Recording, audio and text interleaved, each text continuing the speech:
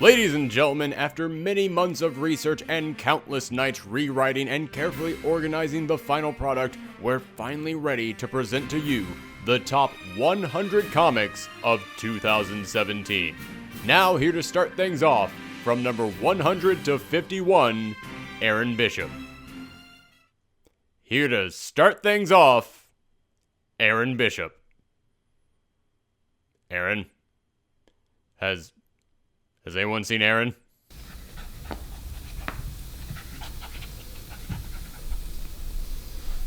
Yeah, it's a lazy squeak toy chewing day. Aaron. Aaron! God? No, Aaron, it's me. The voice inside your head? Am I having a stroke? I don't know, probably. Okay, I should be concerned about this still though, right? You can get to that later. What you need to be concerned with now is making the top 100 comics of the year list. I don't need to do that. I did that last year. That was last year's list. You have to make another one for this year. No, you see, because what I did was I'll be right back.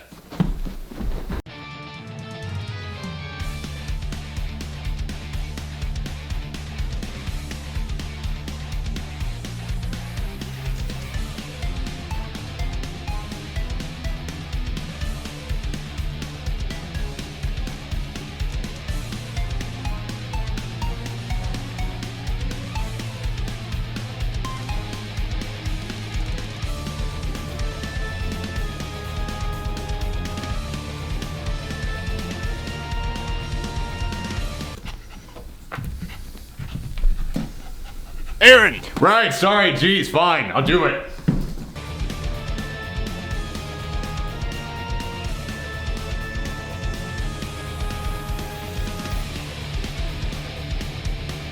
Alright, I'm ready.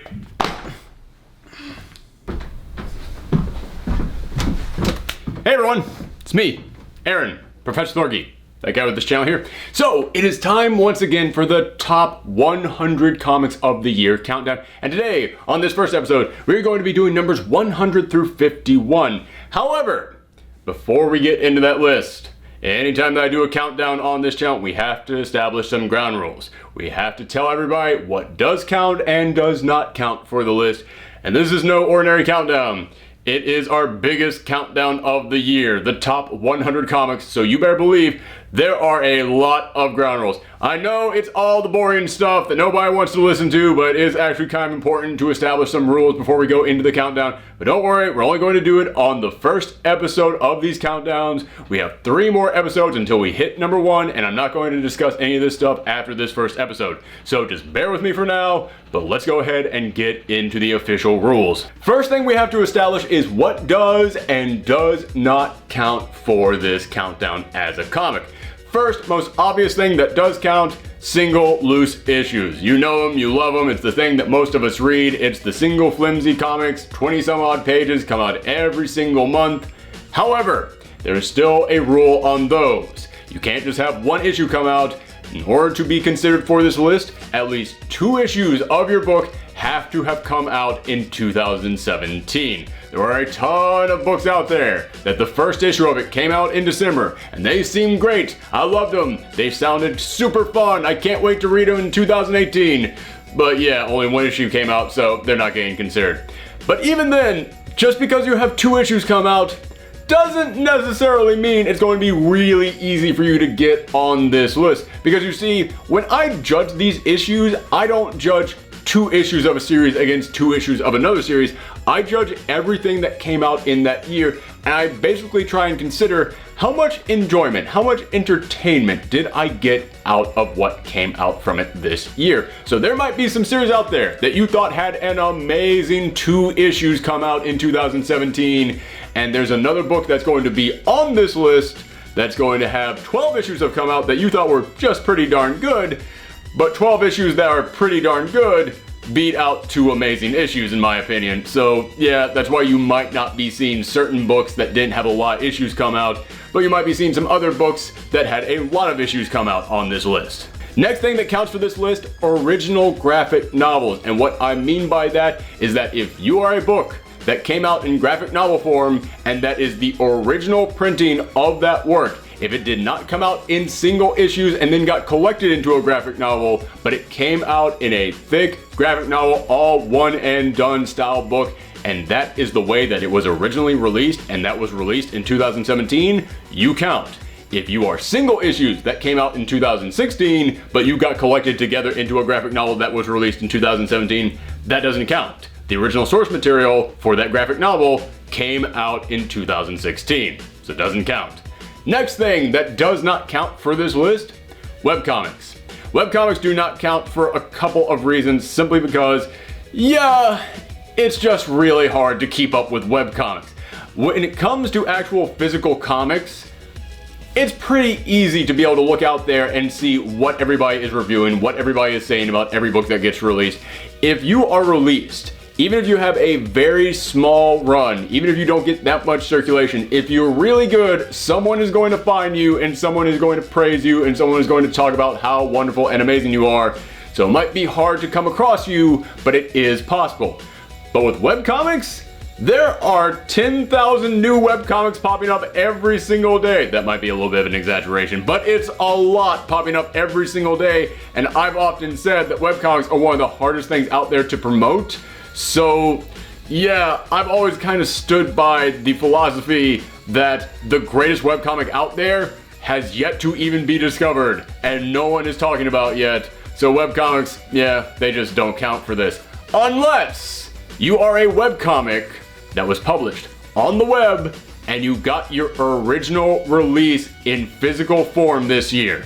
For example, if you were released as a webcomic in 2015, 2016, so on, but say Image Comics decided to pick you up and take all your webcomics and print them in one big graphic novel, I'm going to count what got printed in physical format as an original graphic novel. So that stuff will count.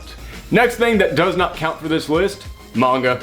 Not that I have any problem with manga. I love manga. I read brand new manga every single week when it gets released. However, yeah, if I were to include manga on this list, it would basically double the number of books that I would have to consider for it. And it's hard enough reading everything that I have to read as it is. If I had to start reading manga for this list as well, I would not finish this until halfway through March. So we're not doing that. Plus, when it comes to manga, there's all kinds of questions that I don't have answers to, such as, what exactly should I be considering for this list? Should I be considering the stuff that gets the official English translation in 2017? Or should I be considering the stuff that comes out in Japan in 2017 and is not made to America yet, but I am somehow able to find it on the internet through one way or another? But if I decide to just include the stuff that got released in America this year, what about Shonen Jump? Shonen Jump gets official English translations every single week, the same week that the book is released in Japan, on the very same day it's released in Japan for only 99 cents. You guys really should know about that. That's an amazing deal.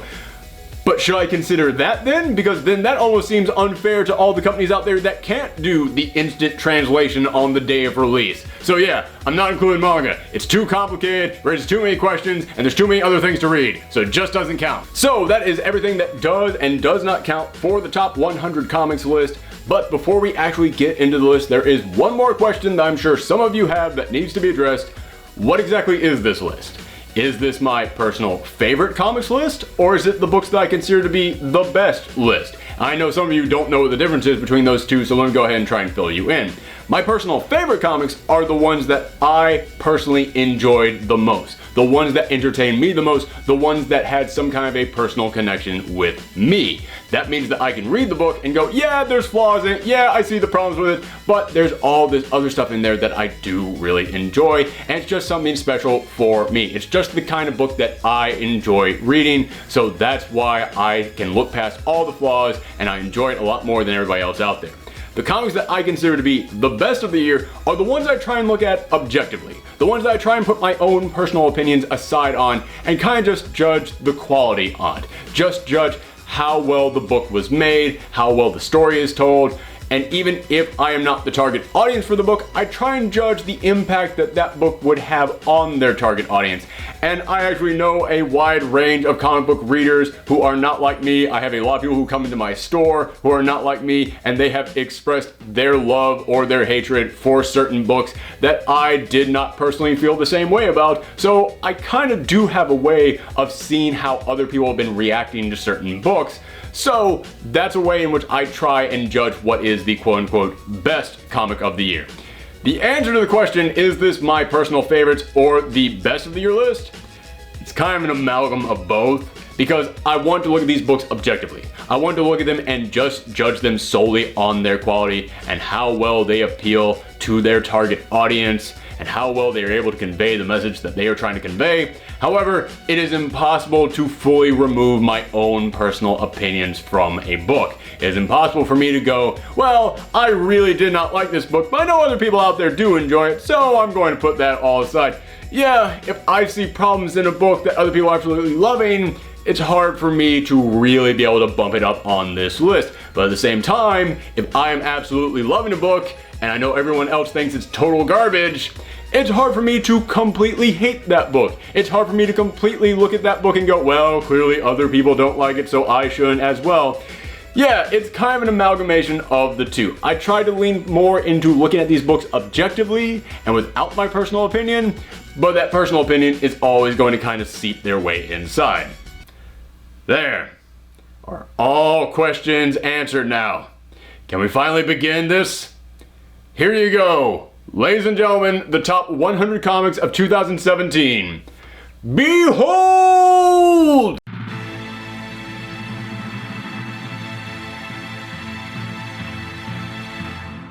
At number 100. Uncanny Avengers. The Uncanny Avengers series, ever since it started, has always kind of been either hot or cold, going back and forth between issue to issue, but this year has definitely been the best I've ever seen from it. With its Red Skull storyline, it had one of my favorite moments from any comic this year, and even when Jim Zub took over the series, yeah, it was a little bit rocky at start when it had the Secret Empire tie-in, but then when he got to do his own thing, he was really allowed to start fleshing these characters out even more, and adding Scarlet Witch onto the cast really did add a great new dynamic to this team. Number 99, Spill Zone. It's the story of a quarantine area where a science experiment caused reality and physics to go absolutely nuts. So every single night, this girl has to sneak inside in order to take photographs of it to sell on the black market. It's a very creative series with some gorgeous art, and it actually has really touching family dynamics tied into it.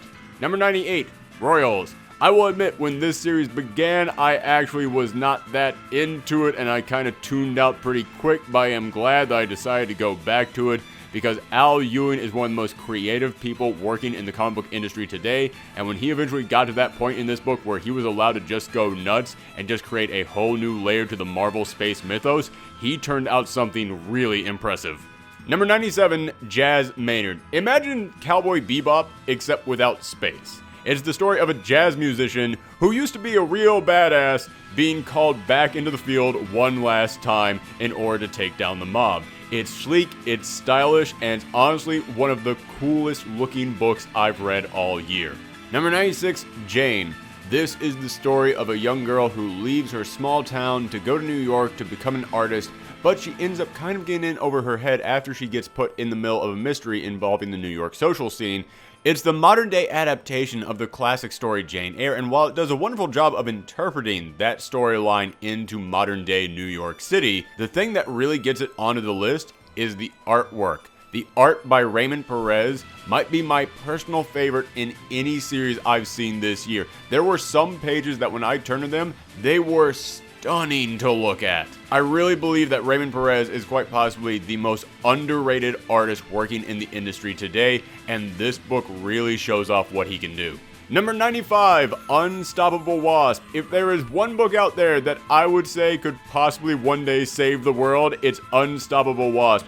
This is an amazing series to give young readers, especially young girls who really want to get into science. This is a book that encourages young readers to actually educate themselves, to actually strive to be better, to actually try and make a difference in the world. Number 94, Slam! The Next Jam. This continues the story of those two protagonists from that series last year, but we get to watch them change and grow and mature in this book. We get to see their relationships with other people change into something new, but at the same time we get to see them taking on new roles, becoming more comfortable in their positions on the roller derby teams. It's a great continuation to an already amazing series. Number 93, Peter Parker, the Spectacular Spider-Man. It's been a long time since I was able to put a Peter Parker Spider-Man series up here on the top 100 list, but I am really glad that Chip Zdarsky was able to turn in a series that didn't just capture the everyman feel that I always loved behind Spider-Man, but it was also able to put tons of heart in there. The one issue that he had just sitting down and talking with J. Jonah Jameson is pretty much the entire reason it got on this list at all this year. That one issue was everything I love about Spider-Man. Number 92, Slots. Slots is the story of an aging grifter who has to return to Vegas to help out a friend and at the same time make a connection with his long-lost son, and he's going to make that connection by getting into the ring and trying to beat him senseless. Yeah, it's an interesting approach, but the book is full of just enough charm and wit and humor to make you want to see where it's going to go next, but also the protagonist, while coming off kind of like a dumbass, you still realize he's really good at what he does, even if what he does is really bad, and you can't help but want to root for someone who's really good at what they do. Number 91, Savage Things. What happens when the US government tries to recruit potential serial killers to become their next secret agents? It goes about exactly as you would expect. This book is actually a really creative idea. It's a brand new direction for the spy genre, and it's full of tons of action and characters and drama that really does make this a very tense read. Number 90, Made Men. What happens when the granddaughter of Victor Frankenstein grows up to become a cop, only for her entire squad to get wiped out one day? Well, she may just lose her mind and decide to embrace her roots as a Frankenstein and bring them all back to life, but not quite the right way. And now this team of abominations are going to go out there to try and get revenge. It's a crazy, insane concept, but they treat it with that level of insanity. This almost feels like what if the Fast and Furious guys tried to make a horror movie. Number 89, World Reader. In a universe where man has reached the stars, he has gone from planet to planet only to find every other planet is already dead. Something has gone from one planet to another, killing every single race they encounter, and now the only person who might be able to find the secret behind this, behind what is causing all these races to disappear, is a psychic who can talk to ghosts. Yeah, if you can talk to ghosts, imagine how busy your normal day is walking down the street. Now imagine going to a planet where everyone is dead. It is one of the most original concepts I've read for a series all year long. Number 88, The Wildstorm. I'll be honest with you, I was never the biggest fan of Wildstorm comics, but I did always find those characters intriguing. I did always think that they had potential to be something unique and interesting. And Warren Ellis came in here, took all those characters, and completely rebooted them. Gave them all a fresh start, and it's a big responsibility to craft an entire universe full of characters, while at the same time completely reimagining them. But so far, Warren Ellis has been able to do that. He's actually got me interested in these characters. Number 87, Sherlock Frankenstein. This is a spin-off from the incredibly popular Black Hammer series, which is a series all about these heroes who disappeared after one big climactic battle. This asks the question, what happened to the villains? They had one villain who was always a thorn in their side, and this follows a journalist who believes they might know where those heroes went, and they're trying to track them down, going from one villain to the next. It's a really fascinating detective story, but at the same time it also captures that same level of commentary on superhero comics that you have come to know and love from the Black Hammer series. Number 86, Action Comics. This year, Action Comics had the big responsibility of having to approach how Superman ties into the whole DC Rebirth mystery, both with the Superman Reborn storyline and the Oz storyline, and I honestly think that both of them succeeded pretty darn well. While the Superman Reborn storyline was split between it and Superman, I do think that it did its fair share of capturing what made that storyline special, and the Oz effect, hey, listen, I know a lot of people were kind of turned off by it. They thought that the build-up was too much, and they didn't think the payoff was great. I actually really dug it. Number 85, Grass Kings. This comic is all about a small town called the Grass Kingdom and all the people that live there. Except that this is no ordinary small town. This is a little town that was completely established by people who decided to split off from other towns, basically runaways, people who didn't have anywhere else to go. It is a tiny community, and the people in the neighboring town don't really like the fact that it exists, so they're constantly trying to take them down. So there is lots of tension going back and forth between these two territories, especially when a murder mystery suddenly pops up. Number 84, Rednecks. This is a story by Diane Cates, one of my favorite upcoming writers out there, and it is the story of a small family living out in Texas who just happens to be vampires. And for the longest time, this vampire family has been trying to associate and interact with the human race and become a part of them. But there are, of course, people in the town who don't want any part of that, and there are people in their own family who don't want any part in that. Think of it as the Hatfields and McCoys, except with preachers and vampires. Number 83, Birthright. I talk about this book every single year, and every single year when it returns, it does not fail to disappoint. This year, we started to learn more about the mystery behind Mikey and why he's been acting the way that he has. And we also start to learn maybe this great evil warlord that we've been fighting the whole time, maybe there's more sides to him. This is a book that really started off making you think one thing, and over the past 2 years, they have really been trying to make you rethink everything that you knew about this world. And every single issue that comes out does that a little bit more. Number 82, The Falcon. Yes, you guys know me. You know that I was upset to see Sam Wilson stop being Captain America. I loved him in that role, and I was not looking forward to reading him as the Falcon again. But darn it, the Falcon series is really darn good. It actually takes all the things that Sam Wilson wanted to talk about when he was Captain America and kept holding back because he was afraid of what people would think if they heard Captain America saying this, and now he is not afraid to get out there in front of the camera and speak his mind, and it's actually kind of cool to see him acting that way. Plus, they are not afraid to swing for the fences on this book. They are actually having him go up against some of Marvel's biggest heavy hitters, despite the fact that they are also making this a very small book. A book about people, a book about communities, and a book about interactions between different communities. And, just to throw in there, another reason why I love this book so much, the interactions between Sam Wilson and the Patriot are some of the best written superhero sidekick interactions I've read in years. Number 81, Lazaretto. This is a series all about a plague that is sweeping the country. People think that it's just, a regular old cold at first, but when people on a college campus start to get it, suddenly the government comes in and quarantines an entire dorm, including locking in there a couple of people who don't have this disease yet.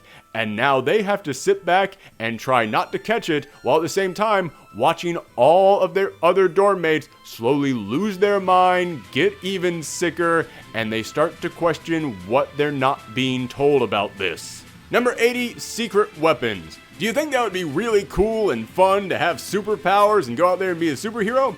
Well, one of the superpowers you got were really crappy ones. Ones that nobody wanted and weren't useful at all. Now, what would happen if some weird entity monster creature started hunting down everyone with superpowers to try and absorb them? And you had to now band together with all the other losers who didn't have worthy enough powers, and together you had to find a way to save yourselves. Number 79, Conan and Wonder Woman. When I heard that Dark Horse and DC were pairing up to do a crossover between Conan and Wonder Woman, I thought, that's probably gonna be fun, but nothing great. Then Gail Simone got a hold of the property, and oh my god, the level of heart and humor that she injected into this concept is what gets it this high on the list. Watching the friendship and relationship develop between Conan and Wonder Woman is really darn touching, and it actually kind of makes me mad that the two of them don't exist in the same universe, meaning we can't get even more crossovers between them. Victor Laval's Destroyer. This was a crazy year for anybody out there who wanted to do a Frankenstein book. This is a book all about a scientist who lost her son many years ago, and she has been working on a way to bring him back, but the weird secret government organization that she worked for is now coming to recruit her for another project, so she now has to use her new Frankenstein-style son to fight them back. but at the same time, there's the X factor thrown in of the original Frankenstein returning to man's world after many centuries on the run. Number 77, Misfit City. Misfit City is a love letter to the Goonies and to all those other family children comedies from the 80s. They're all about a group of spunky young kids who went out there to solve a case, but at the same time, it's also a parody of those. It's trying to be one while at the same time making commentary on them, and it's able to balance the two of them incredibly well. And one of the reasons it's able to balance that is because this has a wonderful cast of characters and an incredibly witty sense of humor. Number 76, Hillbilly. Last year I described this book as being Southern Gothic Hellboy, and I'm kind of mad that I can't use that same quote again, because it is kind of the perfect way of summing this book up. But this is a series all about a character known as the Hillbilly who just goes from town to town, just facing weird monsters from Southern mythology. And speaking of somebody who grew up in the South and actually heard about many of these creatures as he was growing up, it's actually kind of cool watching somebody actually take them all on. And the fact that the book looks gorgeous doesn't hurt either. Number 75, Imaginary Friends. This is a book where imaginary friends actually do exist, but only a few specific people out there can see them. However, the imaginary friends that children have aren't always on their side. They're actually imps from another dimension that try and feed off of the child's fears and hopes and dreams. And there is a secret government organization that has been created to hunt down these imps when they go too far and when they try and kidnap or kill these children. And a girl who has spent the last decade of her life trapped in a mental asylum because her imaginary friend killed her best friend when she was a child now has been recruited, but only if she can work together with that imaginary friend who framed her for murder all those years ago. It's a crazy concept, but it's also kind of brilliant. This is one of the most creative books of the year, and I am loving these characters, and I really want to see where it goes. If more than 2 issues of this book had come out last year, it would be way higher on this list. Number 74, Green Arrow. This year, Benjamin Percy continued his great run on this book, trying to go back and capture all the stuff that made Green Arrow special in the first place. I love watching him reconnect with Arsenal. I also loved seeing him go on the road and actually encounter all the other heroes and just show his relationship with each of them. This series, even though it stars many other characters aside from Green Arrow, and he does a great job of balancing all those characters in this book, it still is a series that gets to the heart of who this character is. Number 73, Fujitsu. Fujitsu is a series all about a man who is over 100 years old but has not aged a day past the age of 16. He is the smartest man on earth, the world's greatest martial artist, and this is a book that realizes what an insane concept that sounds like, and it embraces that. This is a book that does not hold back on anything. This is a series where every single time that I turned the page, I knew that I would find something else crazy to read, and it never once disappointed me. Whether it was Fujitsu having to take out an assassin James Dean with a toaster laser beam, or Fujitsu piloting a Gundam to go and fight the world's tallest man who has taken over the entire world thanks to a mystical sword that was made by Nazi cultists that was crafted in the middle of an atomic bomb explosion, this book knew how to get weird in the best ways. Number 72, Superman. The Superman series again continued to be what a Superman series should be. Last year it was way higher on this list just because it was so nice to see Superman return and being Superman again. This year, yeah, it was still the same. It was still just Superman being Superman, and honestly, that still just feels really good. Whether it was Superman having to confront the embodiment of all fear in order to save a group of children, or it was just Superman going on a road trip with his family, talking about our nation's history, every single part of it really just spoke to who that character was and why that character was important. Number 71, Royal City. If I had to sum this book up in one word, it would be haunting. This is a book about a family with their own insecurities and their own problems and their own issues between each other that go back generations, all having to come together when their father ends up having a stroke and they end up having to deal with the ghost of their younger brother who died many, many years back. But this ghost ends up speaking to each of them and giving them the messages that each of them need to hear. it's a book where you never quite really fully realize, is this a ghost? Is it the town itself? Is it something that the family can only see? How exactly does this work? But it doesn't take away from the book.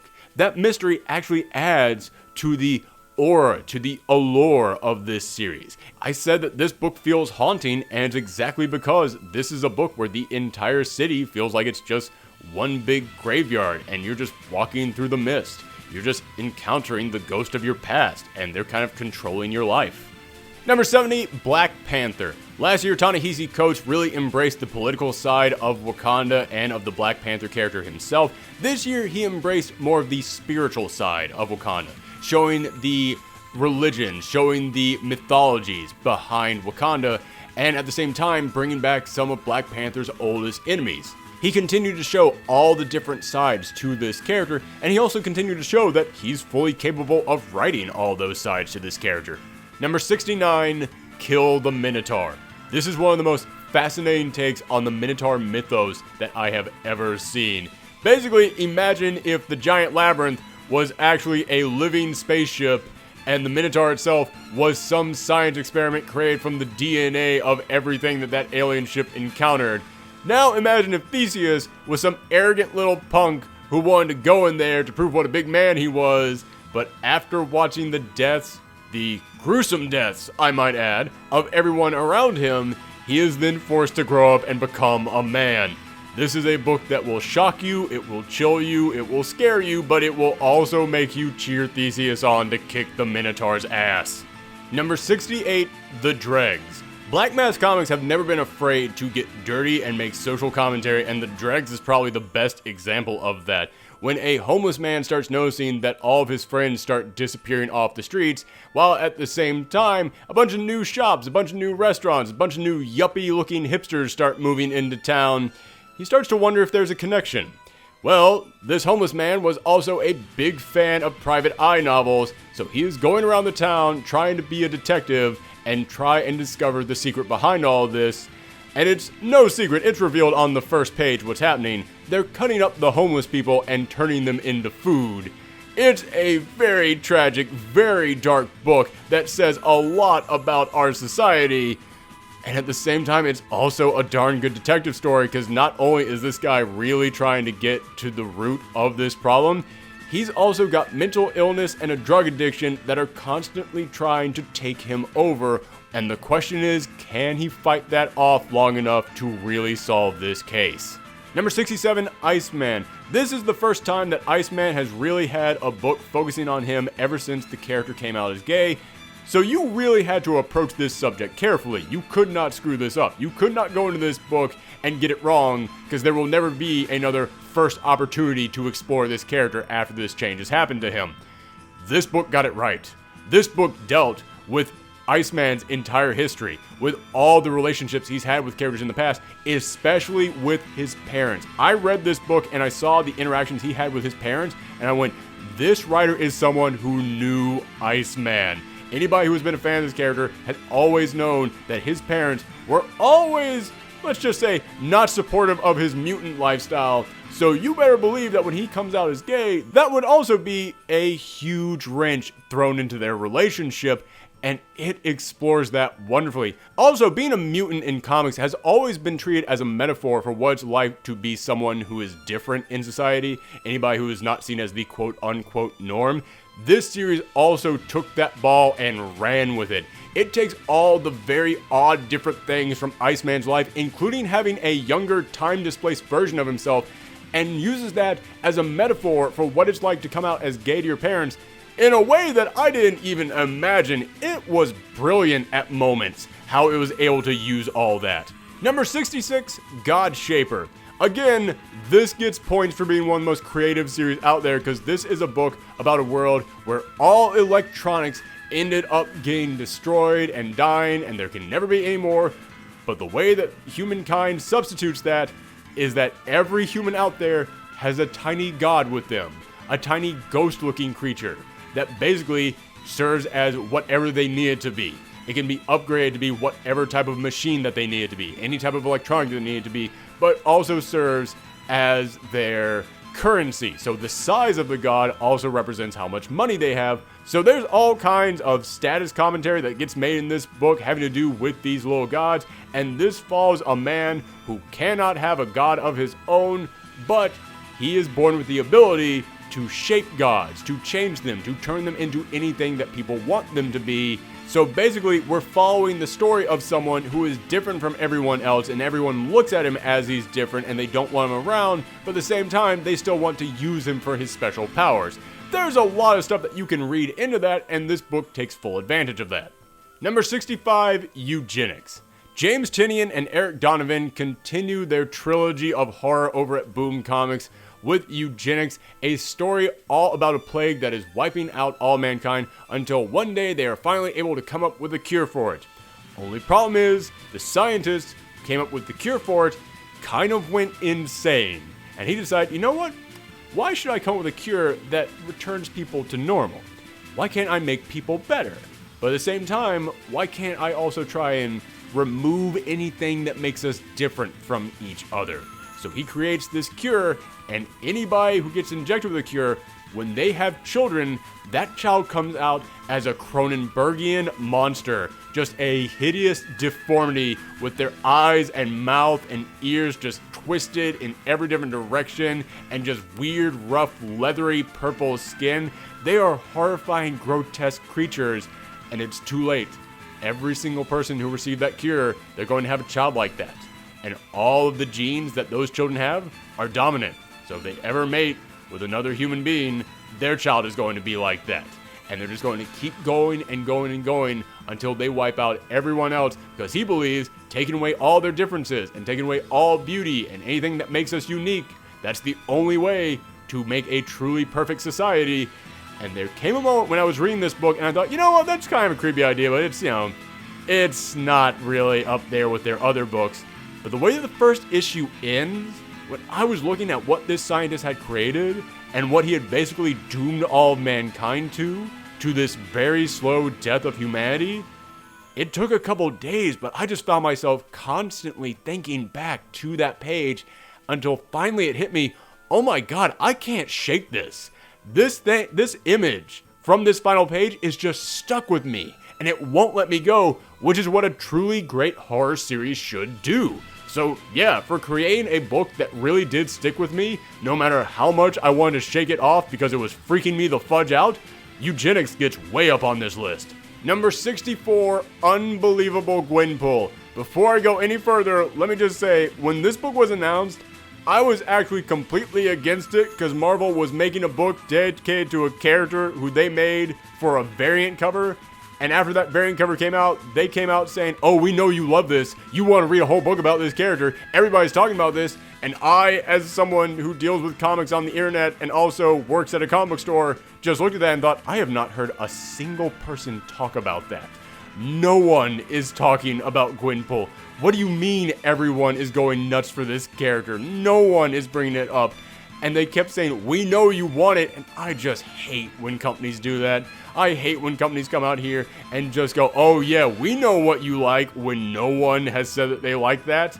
So I went into this book with a big old chip on my shoulder, but for 2 years in a row, it has continued to impress me.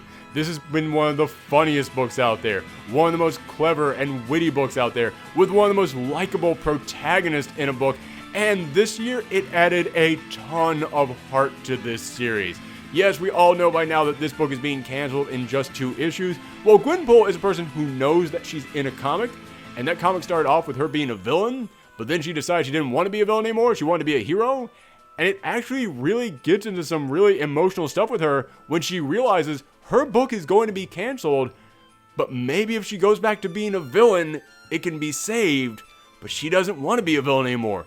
That's actually some really touching stuff that we've never seen a comic book character have to deal with before. Number 63, Southern Bastards.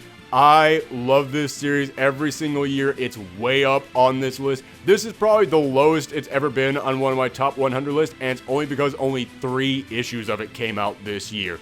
However, in those 3 issues, we finally got to see, after all these years of build-up, Roberta Tubbs finally get back into town and finally start to take her revenge on Coach Boss. It's slow at the beginning, but I can't wait to see where it goes. It was just enough of a payoff this year to make me really excited for what's coming next year. Number 62, Crosswind. I've always been fascinated by the idea of body swapping storylines, but I've never really thought anybody's gotten that creative with it. It's been a long time since anybody's done anything really new with it. This year, Gail Simone wrote a body swapping series that's all about a housewife who is abused by her husband and talked back to by her child, swapping bodies with a mob hitman. So now, he finds himself in the body of this woman, and he's not taking any crap from anyone anymore, and she suddenly finds herself in a room with a dead body, and a bunch of goons staying outside wanting to know what's going on in there. Yeah, she is in a very difficult situation for anyone to deal with, and she has to somehow fake her way through this. It's actually great watching how both these characters change, watch how both of them have to interact with these totally different settings, because they don't even know each other in the beginning. So I was absolutely invested in this storyline, and I applaud Gail Simone for breathing new life into a concept that has not been unique in a long time. Number 61, Darth Vader. Listen, I don't want to go back to the prequels any more than anyone else does, but this is the storyline of what happened to Darth Vader right after the end of Episode 3. Right after his big no moment. And it answers a lot of questions that I never really thought about until now, such as, yeah, where did Darth Vader get his lightsaber from? What did happen right after he put that suit on? And it's actually got me really interested in seeing what comes next for this character. Watching him actually having to go and face off against this big Jedi badass to get his lightsaber, it lets you know just how evil and just what big of a threat Darth Vader really is. Number 60, Redlands. This is a series all about a group of witches who end up taking over a town and running it as the new sheriffs, and it's one part wicked, twisted, haunting horror series about the macabre and the dark and all things that go bump in the night, but it's also one part crime detective story, and it balances the two of those things perfectly. And a lot of that has to do with the artist and the colorist on this series. The two of them work hand in hand to end up creating some of the most spine-chilling panels I've read all year. Number 59, Maestro. This is a book all about a young boy who ends up discovering that the entire world was created by a group of magical wizards who all live in this big shining kingdom in the center of the multiverse, and he just happens to be the son of the big king of this magical kingdom, of the most powerful wizard of them all. Now cut to about 20 years later, when he is just bumming around town, just selling his magic off to anybody who wants it, and suddenly he discovers that his dad has been killed by this ancient evil that has returned, meaning he now has to return to this kingdom and rule it as their new leader, but at the same time, that big evil magical wizard is possibly going to return to try and kill him as well. This book has a wonderful sense of humor to it. It is not afraid to embrace just how twisted and crazy magical spells and politics can be, especially when you're someone who grew up outside of this backwards, archaic thinking magical city, and you're bringing all of your crazy, goofy 21st century ideas to this city to try and spice it up and try and provide freedom for everybody, and not everybody is going to be okay with that. I would honestly recommend this book to anybody out there who is a big fan of Rick and Morty. This almost feels like that show, except substitute science for magic. Number 58, The Comic Book History of Comics. This series gets more in-depth with the history of the medium of comic books than anything else I've ever seen. I have seen multiple documentaries, read many books on the subject. None of them capture what makes the history of comics so unique, quite like this book, while at the same time not being afraid to really get into the personal politics of the history of these titles. Have you ever wondered why a lot of people are really mad at Stan Lee and think Jack Kirby deserves more credit for the creation of Marvel characters? This book will answer that. Have you ever wondered who some of the unsung heroes were of the comic book industry, the people that no one ever talks about? This book goes into great detail about them as well. This book covers a lot of stuff that you are not going to see in any documentary, partly because it's stuff that most people don't know, and partly because, yeah, there's some dirty sides to the history of comics that no one else really wants to talk about. You ever wonder how Wonder Woman was really created? Yeah, this talks about the first time that concept was ever pitched, and it was not in a boardroom. Number 57, baby teeth. This is a concept that we have seen many times over. A young woman gives birth to the Antichrist. There have been so many movies about this and so many other stories out there written about it. None of them have been as human as this. Typically, stories like this, it features a family that's well off, they're in a position of power.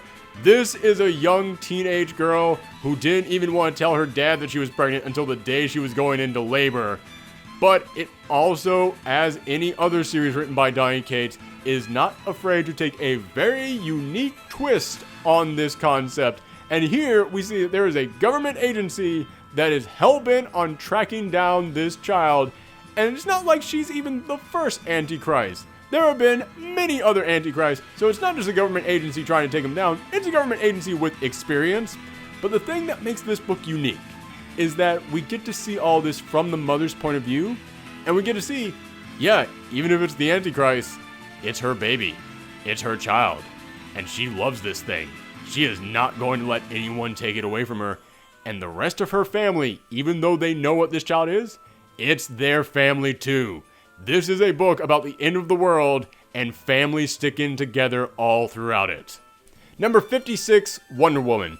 This year we saw Greg Rucka finishing up his run on this character, and while I will admit I thought that last year the start of this run was a little bit stronger than where it ended, it still put the character of Wonder Woman in a position where she is the character that we all know and love. It does make everybody out there realize, oh, this is what makes Wonder Woman special. He did a wonderful job of capturing the voice of a character that so many people this year really did look up to. He made a book that was worthy of the fan base. Number 55, Super Sons.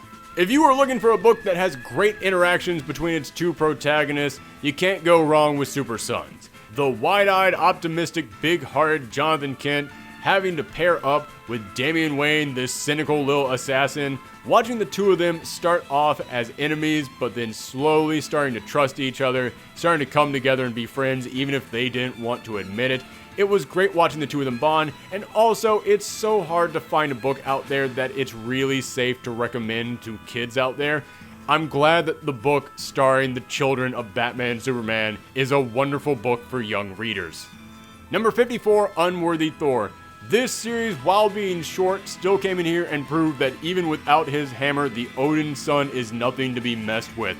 This book got inside his mind. It showed what torture he is going through without having his hammer, but it also showed him stepping up and still being the hero that we all know and love. Sometimes a hero has to fall in order for us to realize what made him a hero in the first place. Number 53, Giant Days. I talk about this book every single year on the top 100 list because every single year it deserves to be up here. I don't know what else I can say about this book that you have not heard me say before, but in case you haven't turned in, this is probably the best slice of life comic I've ever read in my life. Every single year we watch the relationships between these characters continue to grow and change as they continue their adventures through university, as they get 1 year closer to graduating every single passing season. And yeah, this was the year in which we saw it's not always fun, it's not always upbeat, everything isn't going to work out. We started to see these friends splitting apart, and what made it so dramatic is that it wasn't one of those, oh, is this the end of them forever? Is this some big cliffhanger? It felt natural. Sometimes that's just something that happens in life, especially in college or high school. You will meet friends that you eventually just drift apart from. This book came in here this year and said, even if they're the 3 stars of a series you've been reading for 4 years now, they could still fall apart.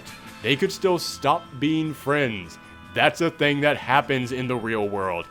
Yeah, it actually really hit you hard right in the feels.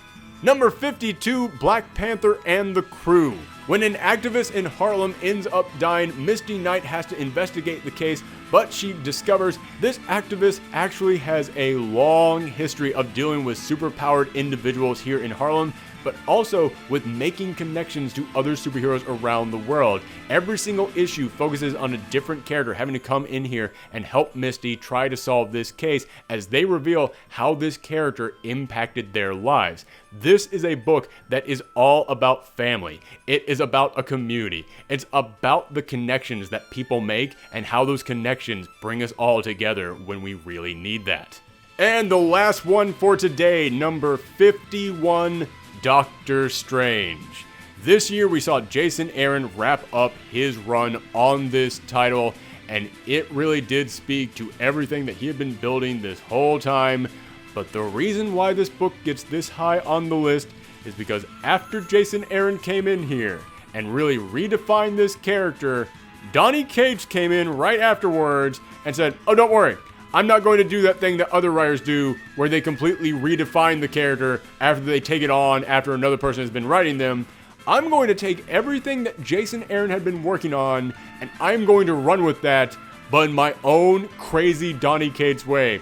Yeah, I have mentioned Donny Cates 3 times now on just this part of the list, and one thing that I keep bringing up, he has got very unique ideas. Nobody else thinks of storylines quite like Donny Cates.